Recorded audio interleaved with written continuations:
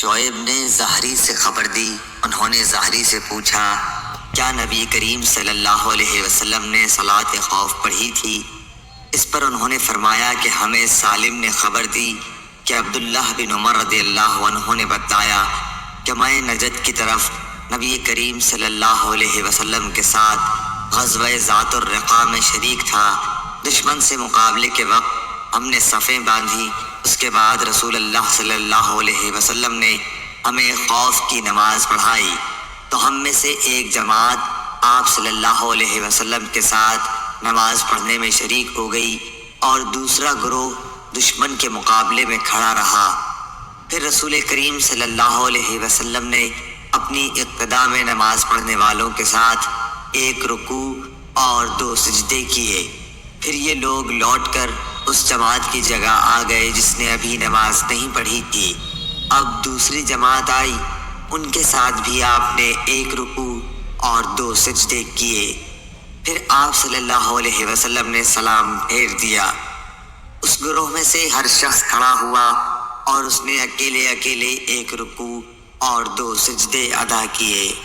یحییٰ نے بیان کیا، انہوں نے کہا کہ ہم سے ابن جریح نے بیان کیا، ان سے موسیٰ بن عقبہ نے، ان سے نافع نے، ان سے عبداللہ بن عمر رضی اللہ عنہ نے مجاہد کے قول کی طرح بیان کیا کہ جب جنگ میں لوگ ایک دوسرے سے گٹ جائیں تو کھڑے کھڑے نماز پڑھ لیں۔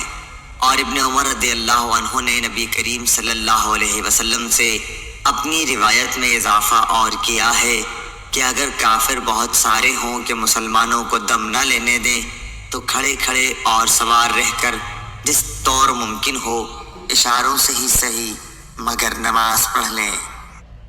محمد بن حرب نے زبیدی سے بیان کیا، ان سے زہری نے، ان سے عبید اللہ بن عبداللہ بن عتبہ بن مسعود نے، ان سے عبداللہ بن عباس رضی اللہ عنہ نے کہ نبی کریم صلی اللہ علیہ وسلم کھڑے ہوئے اور دوسرے لوگ بھی آپ صلی اللہ علیہ وسلم کی اقتداء میں کھڑے ہوئے۔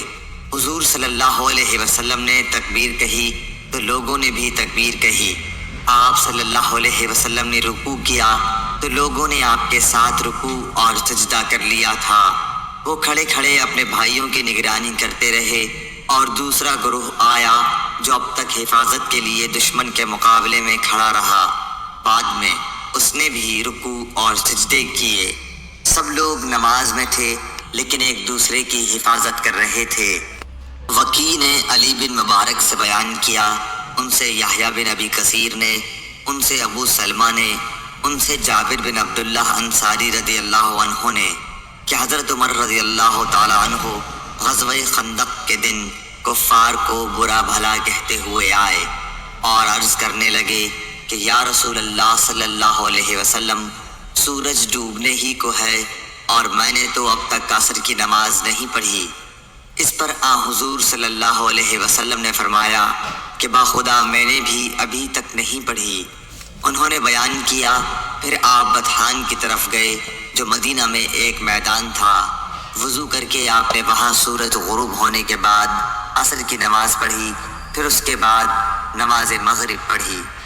عبدالعزیز بن صہیب اور ثابت بنانی نے بیان کیا، ان سے حضرت انس بن مالک رضی اللہ عنہ نے بیان کیا کہ رسول اللہ صلی اللہ علیہ وسلم نے صبح کی نماز اندھیرے ہی میں پڑھا دی، پھر سوار ہوئے، پھر آپ خیبر پہنچ گئے اور وہاں کے یہودیوں کو آپ کے آنے کی اطلاع ہو گئی اور فرمایا اللہ اکبر، خیبر پر بربادی آ گئی۔ ہم تو جب کسی قوم کے آنگن میں اتر جائیں تو ڈرائے ہوئے لوگوں کی صبح منحوس ہوگی۔ اس وقت خیبر کے یہودی گلیوں میں یہ کہتے ہوئے بھاگ رہے تھے کہ محمد صلی اللہ علیہ وسلم لشکر سمیت آ گئے۔ راوی نے کہا کہ روایت میں لفظ خمیس لشکر کے معنی میں ہے۔ آخر رسول اللہ صلی اللہ علیہ وسلم کو فتح ہوئی، لڑنے والے جوان قتل کر دیے گئے، عورتیں اور بچے قید ہوئے۔ اتفاق سے صفیہ واہیہ کلبی کے حصے میں آئیں، پھر رسول اللہ صلی اللہ علیہ وسلم کو ملی اور آپ نے ان سے نکاح کیا اور آزادی ان کا مہر قرار پایا۔ عبدالعزیز نے ثابت سے پوچھا، ابو محمد، کیا تم نے انس رضی اللہ عنہ سے دریافت کیا تھا کہ حضرت صفیہ کا مہر آپ نے مقرر کیا تھا انہوں نے جواب دیا کہ خود انہی کو ان کے مہر میں دے دیا تھا۔ کہا کہ ابو محمد اس پر مسکرا دیے